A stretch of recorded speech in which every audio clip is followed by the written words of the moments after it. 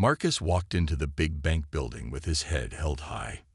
He was only 11 years old, but today he had an important job to do. His mom had asked him to deposit her check while she found parking for their car. This was his first time doing such a grown-up task alone. "You can do this, Marcus," he whispered to himself as he joined the line of people waiting for the bank tellers. The bank was busy that day. Men and women in suits rushed around. The tall ceiling made every sound echo. Marcus felt small as he looked up at the fancy lights hanging from above. He held the white envelope tightly in his hands. Inside was his mother's check. She had told him exactly what to do. "Just give them the check and say it's for Diana Johnson's account," she had said before dropping him off at the entrance. "I'll be right in after I park." Marcus nodded as he remembered her words. He moved forward as the line got shorter. Each step made his heart beat faster. He wanted to make his mom proud. Finally, it was his turn. Marcus stepped up to the counter, but he was too short to see over it properly. He stood on his tiptoes and pushed the envelope forward. The bank teller looked down at him with surprise. She was an older woman with gray hair pulled back in a tight bun. Her name tag said, "Mrs. Peterson." She did not smile. "Can I help you?" she asked in a sharp voice. "Yes, please," Marcus said politely. "I need to put this check in my mom's account." Mrs. Peterson took the envelope and opened it slowly. When she saw the check inside, her eyes got big. It was for a lot of money. "And whose account is this for?" she asked. "My mom's, Diana Johnson," Marcus said proudly. Mrs. Peterson typed something on her computer and frowned. Then she looked at Marcus again, this time with doubt in her eyes. "This is a very large check," she said. "Where did your mother get this money?" Marcus felt confused. Why was she asking this? His mom had told him that the teller would just take the check and give him a receipt. "It's her money," Marcus said. "She works hard for it." Mrs. Peterson raised an eyebrow. "And what does your mother do for work?" Marcus stood even taller now. "She owns this bank." There was a moment of silence. Then Mrs. Peterson let out a loud laugh. She turned to another teller nearby. "Did you hear that, Bill? This child says his mother owns First National Bank." The other teller looked over and smiled. Soon, both of them were laughing. Marcus felt his face grow hot with shame. "Young man," Mrs. Peterson said between laughs, "I've worked at this bank for 15 years. I know who owns this bank, and it's certainly not." She paused to look at the check again. Diana Johnson. Marcus felt tears starting to form in his eyes, but he tried hard not to cry. He knew what his mother had told him. She wouldn't lie. "She does own it," he insisted, his voice getting smaller. "She bought it 3 months ago." This made Mrs. Peterson laugh even harder. Some people in line behind Marcus were starting to stare. A few were smiling too, not believing him either. "Listen, child," Mrs. Peterson said, her voice now sounding like she was talking to a baby. "I think you're confused. Maybe your mother works at the bank, but she certainly doesn't own it." Marcus opened his mouth to argue, but no words came out. His throat felt tight. He had never felt so embarrassed in his whole life. Why didn't they believe him? Just when he thought things couldn't get worse, he heard the bank's front doors open. The sound of confident footsteps clicked across the marble floor. "Is there a problem with my son's deposit?" came a strong, clear voice from behind him. Marcus turned around. Relief washed over him as he saw his mother standing there. The whole bank went quiet as Diana Johnson walked in. She was tall and beautiful in her dark blue suit. Her hair was styled in neat braids, and she wore small gold earrings that caught the light. She carried a black leather bag that looked expensive. Everyone could see she was someone important. Mrs. Peterson's laugh stopped right away. Her face froze as she looked at the woman who had just spoken. Diana walked up to the counter and put her hand on Marcus's shoulder. "I asked if there was a problem with my son's deposit," she said again. Her voice was calm but firm.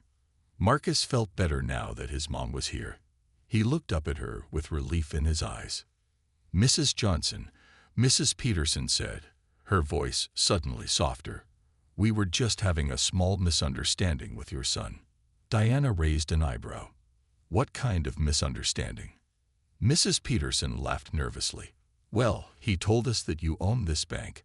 I was explaining to him that Mr. Williams is the owner. The boy must have been confused." "My son is not confused," Diana said clearly. She looked around the bank. Everyone was watching them now. Some people had stopped filling out forms. Others stood still in line, wanting to see what would happen next. "Mr. Williams was the owner," Diana continued. "But Johnson Financial Group bought this bank 3 months ago. I sent an email to all staff about this." She looked directly at Mrs. Peterson. "I'm surprised you didn't know. Don't you read company emails?" Mrs. Peterson's face turned red. I didn't." "What's your name?" Diana asked, even though she could read the name tag.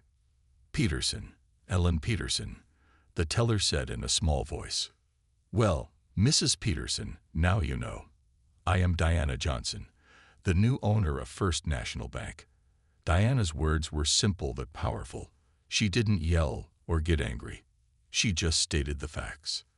The other teller, who had laughed with Mrs. Peterson, looked down at his desk. His face was red too. No one was laughing anymore. "I'm very sorry, Mrs. Johnson," Mrs. Peterson said quickly. "I had no idea. Your son tried to tell me, but I didn't believe him." "And why didn't you believe him?" Diana asked. Her question hung in the air. Everyone knew the answer, but no one wanted to say it. Mrs. Peterson couldn't look Diana in the eyes. I just assumed." "You assumed my son was lying because of how he looks," Diana finished for her. She wasn't asking a question. She was stating another fact. Marcus stood taller now. His mom was standing up for him, and he felt proud. Diana turned to her son with a gentle smile. "Did you give Mrs. Peterson the deposit slip I filled out for you?" Marcus nodded and pulled the folded paper from his pocket. He handed it to Mrs. Peterson, who took it with shaking hands. "Process the deposit, please," Diana said. It wasn't a request. It was an order. Mrs. Peterson quickly typed on her computer and stamped some papers. The printer next to her made a noise as it printed a receipt. She handed it to Marcus with a forced smile. "Thank you for your business, Mrs. Johnson," she said in a weak voice. "Is there anything else I can help you with today?" Diana checked the receipt to make sure everything was correct. "Yes, actually. I'd like you to come to my office after your shift ends today. We need to talk about how we treat all our customers at this bank." Mrs. Peterson swallowed hard and nodded. "Yes, Mom." Diana took Marcus's hand and turned to leave. As they walked away from the counter, bank employees moved out of their way. Some nodded at Diana. Others looked nervous. A man in a gray suit hurried up to them. "Mrs. Johnson, I didn't know you were coming in today." "Hello, Mr. Roberts," Diana said to the bank manager. "I wasn't planning to, but I'm glad I did. We have some customer service issues to address." Mr. Roberts looked confused and worried. "Is there a problem?" Diana glanced back at Mrs. Peterson, who was now helping another customer, but kept looking over at them. "Nothing that can't be fixed," Diana said. "But we'll need to make some changes around here." As they walked toward the exit, Marcus felt like everyone was watching them. But this time, it didn't make him feel small. It made him feel important. Marcus sat in his mother's big office, swinging his legs on the soft leather chair. The office had glass walls that looked out over the whole bank floor. He could see Mrs. Peterson at her counter, still helping customers. She kept looking up at the office with worried eyes. "Are you going to fire her, Mom?" Marcus asked. He was drinking the hot chocolate that Mr. Roberts, the bank manager, had brought him. Diana looked up from her computer. "What do you think I should do?" she asked him. Marcus thought about it. He remembered how bad he felt when Mrs. Peterson laughed at him. Part of him wanted her to get in big trouble. But then he remembered what his mom always told him about being kind. "I don't know," he said honestly. "She was mean to me." Diana nodded. Yes, she was. and that was wrong of her. She came around her desk and sat in the chair next to Marcus. But do you know why she was mean? Marcus looked down at his hot chocolate. Because I'm black. Diana put her hand on his shoulder. That might be part of it. But also because she made a quick judgment about you. She saw a young black boy and decided right away that you couldn't be telling the truth. That's not fair, Marcus said. No, it's not fair at all, Diana agreed. People will sometimes judge you before they know you. They'll look at your skin color or your age and think they know everything about you. That's called prejudice. Marcus nodded.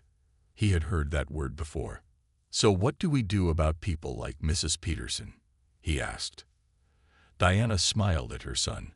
Well, we have two choices. We can punish them, or we can try to teach them to be better. At 4 o'clock, Mrs. Peterson's shift ended. She took a deep breath and walked toward the big office where Diana and Marcus had been all afternoon. Her hands were shaking as she knocked on the glass door. Come in, Diana called. Mrs. Peterson entered the office. She looked different now. Her face was tired and her shoulders were low. She didn't look mean anymore. She just looked scared. Sit down, Mrs. Peterson, Diana said, pointing to a chair across from her desk. Mrs. Peterson sat down. She glanced at Marcus, who was drawing at a small table in the corner of the office. Mrs. Johnson, I want to say again how sorry I am about what happened today, she began. It was unprofessional and wrong of me. Diana nodded. Yes, it was. But I want to understand why it happened. She leaned forward. Why did you laugh when my son said I owned the bank? Mrs. Peterson's face turned red again. I just didn't think it was possible. Why not? Diana asked. Her voice was still calm. Mrs. Peterson looked down at her hands. I guess I had a picture in my head of what a bank owner looks like. And it wasn't. She stopped, not finishing her sentence. It wasn't a black woman, Diana finished for her, or the mother of a black boy. Mrs. Peterson nodded slowly, still looking down. How long have you worked at this bank? Diana asked. 15 years, Mrs. Peterson answered. 15 years is a long time, Diana said. In all that time, have you ever had a black boss? Mrs. Peterson shook her head. No. Have you ever worked with many black people at all? Not really, Mrs. Peterson admitted. There's James in security and Tanisha in loans, but that's about it. Diana nodded. She turned to Marcus. Marcus, can you go ask Mr. Roberts to show you the break room? I think they have ice cream in the freezer there. Marcus's eyes lit up. Really? Ice cream? He looked at Mrs. Peterson and then back at his mom. He wasn't sure if he should leave. It's okay, Diana said with a smile. Mrs. Peterson, and I need to talk about some grown-up things. We'll be fine. Marcus got up and walked to the door. He stopped and looked back at Mrs. Peterson. I forgive you, he said simply, then walked out. Mrs. Peterson's eyes filled with tears as the door closed behind him. After Marcus left, Diana turned back to Mrs. Peterson. The teller was wiping her eyes with a tissue. Your son is very kind, Mrs. Peterson said quietly. Most children wouldn't forgive so easily. Marcus has a big heart, Diana agreed.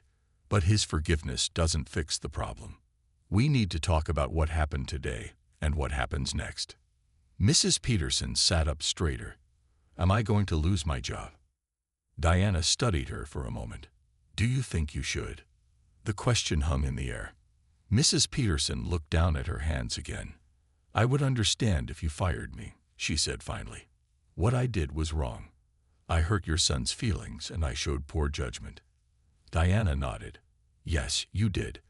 But firing you won't solve the bigger problem. What do you mean? Mrs. Peterson asked, looking confused. Diana stood up and walked to the window. From here, she could see the whole bank floor. People were working at their desks. Customers were waiting in line. It was busy and normal, but Diana saw something else too. Look out there, she said to Mrs. Peterson. What do you see? Mrs. Peterson joined her at the window and looked out. "I see the bank." "Look closer," Diana said. "Look at who works here and who comes here as customers."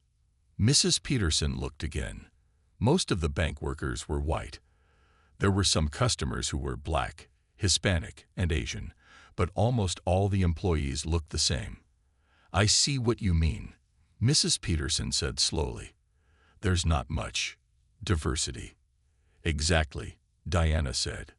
"This bank serves a community that is very diverse, but the people who work here don't reflect that community." She turned to face Mrs. Peterson. "That's one of the things I plan to change." Diana walked back to her desk and picked up a folder. "I've been looking at the records. In the 15 years you've worked here, how many times have you been promoted?" Mrs. Peterson frowned. "Just once, about 10 years ago." "And why do you think that is?" Diana asked. "I was told there weren't any higher positions available," Mrs. Peterson said. She sounded a little bitter.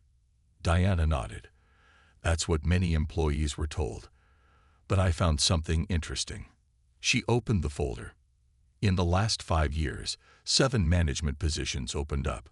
All 7 went to white men who had been at the bank for less time than many other employees, including you." Mrs. Peterson's eyes widened. "I didn't know that." "The old leadership of this bank had some problems," Diana said. "Not just with race, but with seeing the value in all kinds of people." She closed the folder. "That's going to change now." Mrs. Peterson looked confused. "I don't understand. What does this have to do with what happened with your son?" "Everything," Diana said. "The way you treated Marcus shows how deep these problems go. When we only see one kind of person in power, we start to think that's the only kind of person who should have power." Mrs. Peterson thought about this. Slowly, she nodded. "I never saw it that way before." Diana sat back down at her desk. "Now, about your job." Mrs. Peterson held her breath. "I'm not going to fire you," Diana said. Relief washed over Mrs. Peterson's face. "Thank you, Mrs. Johnson." "Don't thank me yet," Diana said with a small smile, "because I have a different plan for you." "What kind of plan?" Mrs. Peterson asked nervously. Diana leaned forward. "This bank needs to change, and you're going to help make that happen." "Me? But how?" "I'm starting a new program at all Johnson Financial Group banks," Diana explained. "It's called Banking for Everyone. The goal is to make our banks more welcoming to all people, especially young people, and those from different backgrounds." Mrs. Peterson listened carefully. "I want you to help lead this program at this branch," Diana continued. "You'll work with schools and community centers. You'll teach children about saving money and how banks work." Mrs. Peterson's mouth fell open. "You want me to work with children? After what I did today?" "Especially after what you did today," Diana said firmly. "The best way to overcome prejudice is through education and exposure. You need to meet more people who don't look like you or come from your background." Mrs. Peterson was quiet for a long time. Then she asked, "What if I can't do it? What if I'm not good with children?" Diana's eyes were serious. "Then we'll both know this isn't the right place for you anymore." The next morning, Mrs. Peterson woke up earlier than usual. She sat on the edge of her bed for a long time, thinking about everything that had happened the day before. She felt ashamed when she remembered how she had laughed at Marcus. She felt nervous when she thought about her new job working with children. "Can I really do this?" she asked herself as she got dressed for work. She wasn't sure, but she knew she had to try. When she arrived at the bank, things were different. Mr. Roberts, the bank manager, called all the employees together for a meeting before they opened. "Good morning, everyone," he said. "As you may have heard, we have a new owner. Mrs. Diana Johnson and her company now own First National Bank." He looked around at all the faces. "Mrs. Johnson has some new ideas for our bank, and we're going to start making changes today." Some people looked worried. Change was scary. Others looked excited. Mrs. Peterson tried to keep her face calm, but her heart was beating fast. "One of our first new programs is called Banking for Everyone. Mr. Roberts continued. And Mrs. Johnson has chosen Mrs. Peterson to lead this program at our branch. Everyone turned to look at Mrs. Peterson. She felt her face get warm. Mrs. Peterson will be working with schools and community centers to teach young people about banking, Mr. Roberts explained. She'll still work at her counter part-time, but 3 days a week she'll be out in the community. After the meeting, some of Mrs. Peterson's coworkers came to talk to her. "Why did the new owner pick you for this job?" asked Bill, the teller who had laughed with her yesterday. Mrs. Peterson took a deep breath. "Because I made a mistake," she said honestly. "I judged someone by how they looked, not by who they really were. Mrs. Johnson is giving me a chance to learn and do better." Later that morning, Mrs. Peterson was surprised to see Diana Johnson walk into the bank again. This time, Diana was with Marcus and a group of about 20 children. The children were all around Marcus's age, and they were from many different backgrounds. Some were black, some were white, some were Hispanic, and some were Asian. "Good morning, Mrs. Peterson," Diana said with a smile. "These students are from Oakwood Elementary School. They're here for our first Banking for Everyone lesson." Mrs. Peterson looked at the children. They were all looking at her, waiting. She saw Marcus among them. He gave her a small smile and a tiny wave. "Hello, everyone," Mrs. Peterson said, her voice shaking a little. "Welcome to First National Bank." Diana handed her a folder. "Here's the lesson plan I made for today. The children are going to learn how to open a savings account and why saving money is important." Mrs. Peterson took the folder and looked through it quickly. It seemed clear and well planned. "Could you show us around the bank first?" Diana asked. "The children would love to see how everything works." "Of course," Mrs. Peterson said. She turned to the children. "Would you all like to see the vault? That's where we keep all the money safe." "Yes," the children shouted excitedly. As Mrs. Peterson led the group toward the back of the bank, she felt nervous. She had never done anything like this before. What if the children didn't like her? What if she couldn't answer their questions? Then she felt a small hand slip into hers. She looked down and saw Marcus walking beside her. "Don't worry," he whispered. "Kids are nice if you're nice to them." Mrs. Peterson felt something warm in her chest. Maybe she could do this after all. The tour went better than she expected. The children asked many questions about the bank. They wanted to know how the computers worked, how much money was in the vault, and if the bank had ever been robbed. Mrs. Peterson answered each question as best she could. When they reached the vault, the children were amazed by the big, heavy door and all the safety features. "Can we go inside?" a little girl asked. "Yes, but only for a minute," Mrs. Peterson said, "and we have to be very careful." As the children walked into the vault, their eyes wide with wonder, Mrs. Peterson caught Diana watching her. Diana gave her an approving nod. For the first time since yesterday, Mrs. Peterson felt hopeful. Maybe this new job wasn't a punishment. Maybe it was really a second chance. 1 month later, Mrs. Peterson stood in front of a classroom at Oakwood Elementary School. She had visited this school every week for the past month, teaching the children about money and banking. Today was special because the children were going to open their own savings accounts. "Remember," she told the excited students, "you only need $5 to open your account. Every time you add money, we'll write it in your bank book." The children nodded. Many of them held small envelopes with money they had saved from allowances or birthday gifts. Mrs. Peterson, a small girl named Lily, raised her hand.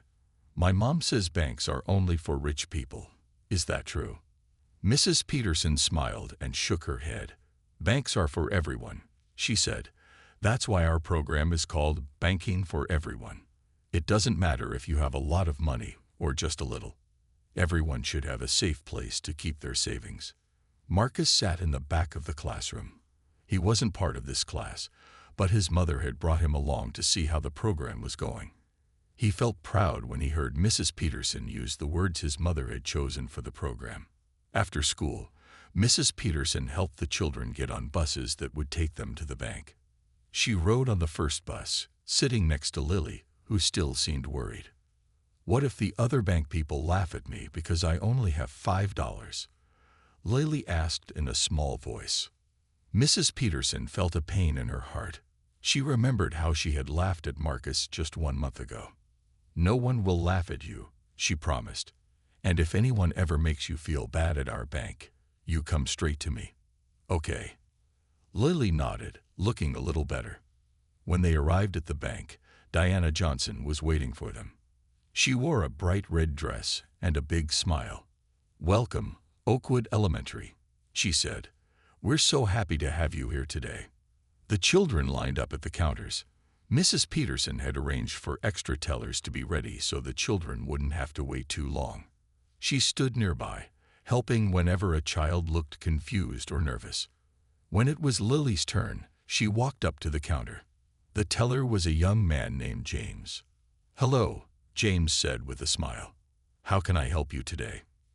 "I want to open a savings account," Lily said in a quiet voice. She put her envelope on the counter.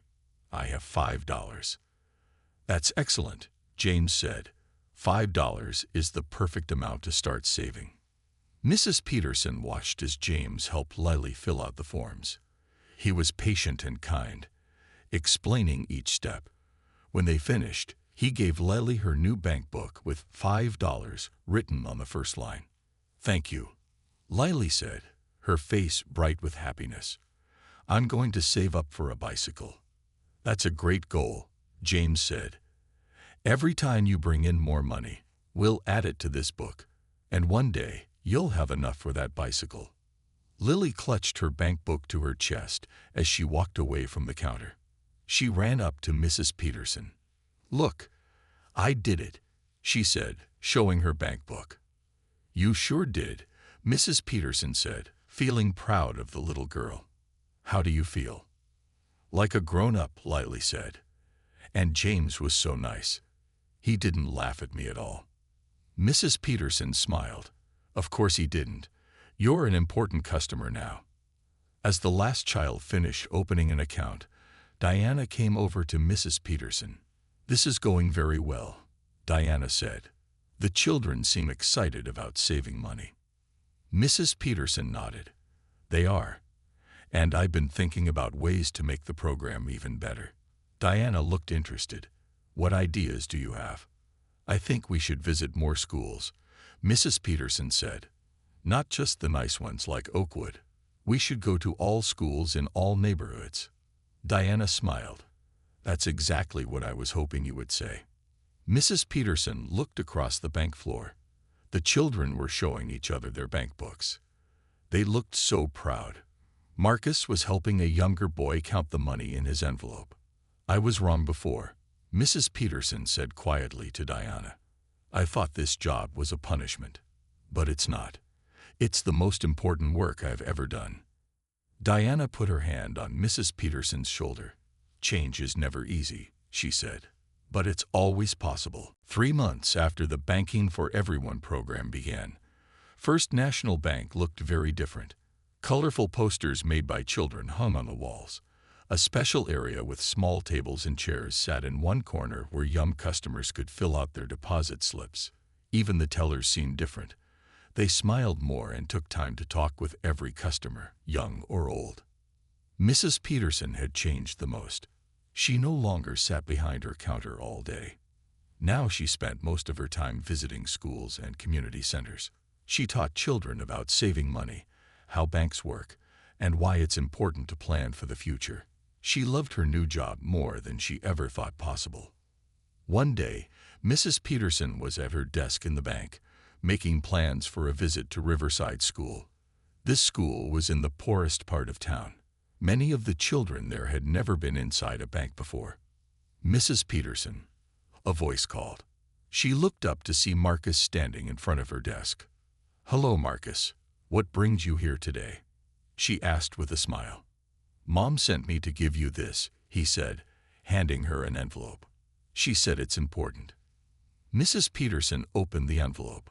Inside was a letter on fancy paper with the Johnson Financial Group logo at the top. As she read it, her eyes grew wide. "Is everything okay?"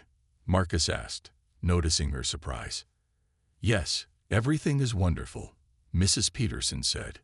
"Your mother has invited me to speak at a big banking conference next month. She wants me to talk about our Banking for Everyone program." "That's great," Marcus said. "You're really good at talking about banking stuff. You make it fun." Mrs. Peterson laughed. "I try my best. When I first started this job, I was so nervous. I didn't think I could do it. But now you're like a teacher," Marcus said. "All the kids at my school talk about your visits. Even the big kids want to open bank accounts now." Mrs. Peterson felt a warm glow of pride. She thought about how much her life had changed since that day when she had laughed at Marcus. What started as the worst day of her career had led to the best job she ever had. "Marcus," she said, "I never properly thank you." Marcus looked confused. "For what?" "For forgiving me that day," she said. "Not many people would have been so kind after being treated the way I treated you." Marcus shrugged. "My mom always says that holding on to anger is like carrying a heavy bag of rocks. It just makes you tired." Mrs. Peterson smiled. "Your mother is a wise woman. She also says that when people know better, they do better," Marcus added. "She's right about that too," Mrs. Peterson said. "I know better now." Just then, the front doors of the bank opened, and a group of children walked in with their teacher. They were from West Side Middle School, here for their first banking lesson. "I have to go," Mrs. Peterson said, standing up. "Those children are waiting for me." Marcus nodded. "Can I watch? I like seeing how you teach the older kids." "Of course," Mrs. Peterson said. "Maybe you can help. You're becoming quite the banking expert yourself." As they walked over to greet the students, Mrs. Peterson noticed something interesting. The bank was full of all kinds of people today, young and old, rich and poor, people of all colors and backgrounds.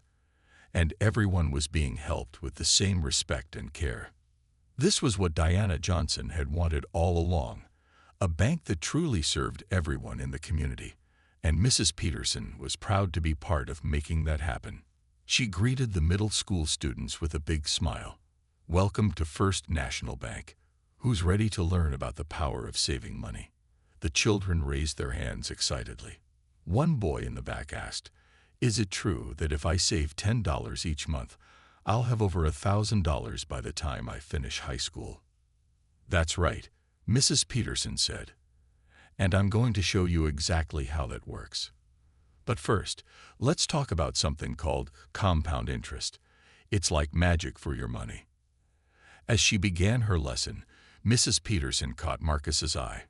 He gave her a thumbs up, and she felt again how fortunate she was to have this second chance. 6 months after the day Mrs. Peterson had laughed at Marcus, the big banking conference arrived. It was held in a fancy hotel in the city center. People from banks all over the country came to share ideas and learn from each other. Mrs. Peterson stood backstage, looking at her notes one last time. Her hands were shaking a little.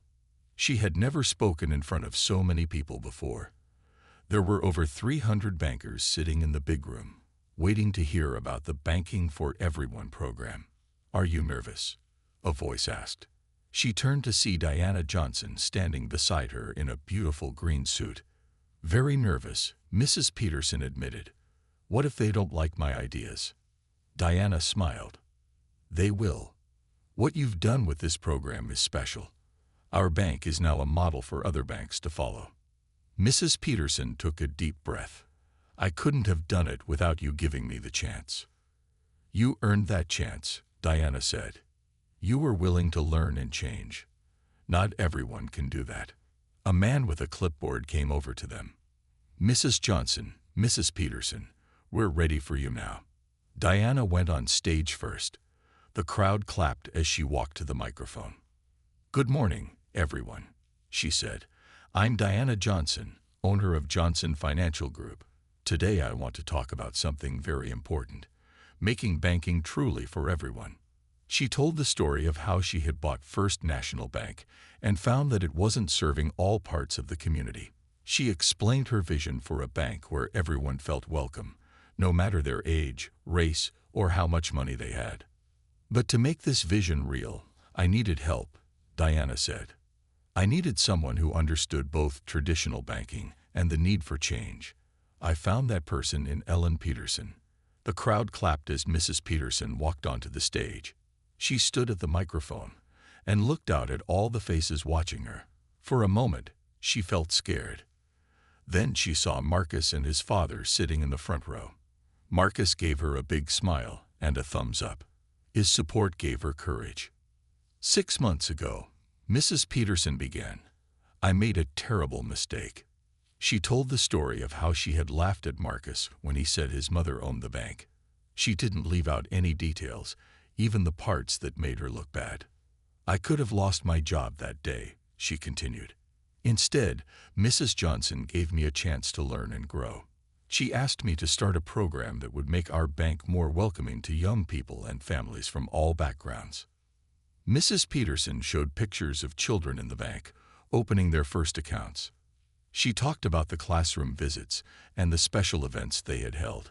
She explained how they had changed the bank itself, making it more friendly and less scary for new customers. The results have been amazing, she said. In 6 months, we've opened over 500 new accounts for children and teenagers. Many of their parents have become customers too. Our bank is growing because we're serving the whole community now. When she finished speaking, the room was quiet for a moment. Then one person started clapping. Soon, everyone was clapping and standing up. They gave Mrs. Peterson a standing ovation, the biggest honor at the conference. As the clapping continued, Diana came back to the microphone. Mrs. Peterson, and I will now take your questions, she said. Many hands went up. A woman in a blue suit stood up. This program sounds wonderful, she said, but isn't it expensive to run? How does it help your bank make money? Before Diana could answer, Mrs. Peterson stepped forward. That's a good question, she said. At first, we did spend more money than we made from the program. But we weren't just thinking about short-term profits. We were building relationships with families who will be our customers for many years. She showed a chart on the big screen behind her. As you can see, 60% of the children who opened accounts now have parents who bank with us too. These families are taking out loans for homes, cars, and businesses. The program is already paying for itself. Another hand went up. How did you get the schools to agree to let you come in and teach? Mrs. Peterson smiled. That was the easy part. Schools want their students to learn real-life skills. We offer free lessons about something important that isn't always taught in school: how to manage money. 1 year had passed since the day Marcus walked into the bank, and Mrs. Peterson laughed at him. So much had changed since then. Today was a special day at First National Bank. They were having a party to celebrate the first anniversary of the Banking for Everyone program. The bank was decorated with balloons, and a big cake sat on a table in the center of the main floor. Children and adults from all over the city had come to join the celebration. Mrs. Peterson stood near the entrance, greeting people as they arrived. She was no longer just a teller. Now her name card read Ellen Peterson, Director of Community Banking. She had her own office with a window, right next to Diana Johnson's office. Mrs. Peterson called a familiar voice. It was Lily, the little girl who had been afraid to open an account with just $5.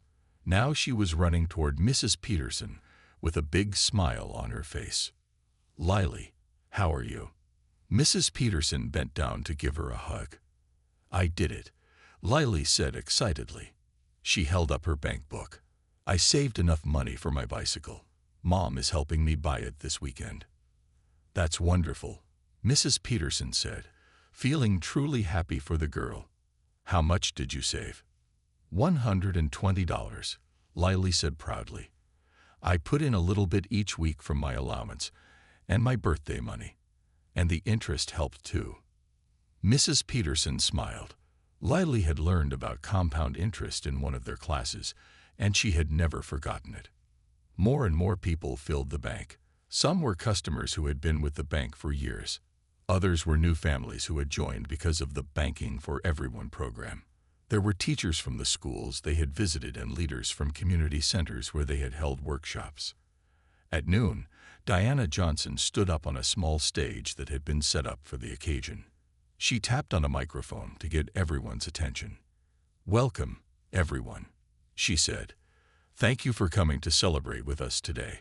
1 year ago, we started a journey to make this bank truly serve everyone in our community. And what a year it has been." Diana looked around the room, her eyes filled with pride.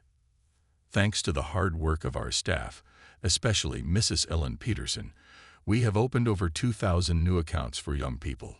We have visited 42 schools and held workshops in 15 community centers." The crowd clapped loudly. Mrs. Peterson felt her face grow warm with pride. "But numbers only tell part of the story," Diana continued. "The real success is in the lives that have been changed. Children who never thought a bank was a place for them now walk in here with confidence. Families who never had bank accounts before are now saving for their futures. This is what banking should be about, helping everyone build a better life." Diana waved someone to join her on the stage. It was Marcus. He had grown taller over the past year and looked more grown up in his neat button-up shirt. "I want to thank my son, Marcus," Diana said, putting her arm around his shoulders. "In a way, this program began because of him. His experience showed us that we needed to change, and his forgiveness gave us the chance to do better." Marcus stepped up to the microphone. He seemed a little shy with so many people looking at him, but his voice was clear and strong. "My mom always tells me that sometimes good things come from bad situations," he said. "What happened to me that day wasn't nice, but look at all the good things that came after it. Now lots of kids know about banking, and they're saving money for things they want and need." He smiled at Mrs. Peterson in the crowd. "And sometimes people can really change when you give them a chance." After the speeches, as everyone enjoyed cake and punch, Mrs. Peterson found a quiet moment to speak with Diana and Marcus. "I never imagined my life could change so much in 1 year," she said. "Thank you both for giving me that second chance." Diana shook her head. "You did the hard work, Ellen. You were willing to learn and grow. That's a rare quality." Marcus grinned. "And you're a really good teacher, too. All my friends say your banking classes are their favorite." Mrs. Peterson laughed. Who would have thought that a bank teller who was afraid of change would end up loving to teach children about money? As they looked around the crowded bank, people of all ages and backgrounds laughing, talking, and celebrating together, they knew they had created something special. A simple bank had become a place where everyone belonged. And it all began with a boy, his mother, and a teller who learned that you should never judge someone by how they look, because you never know who might walk through that door next.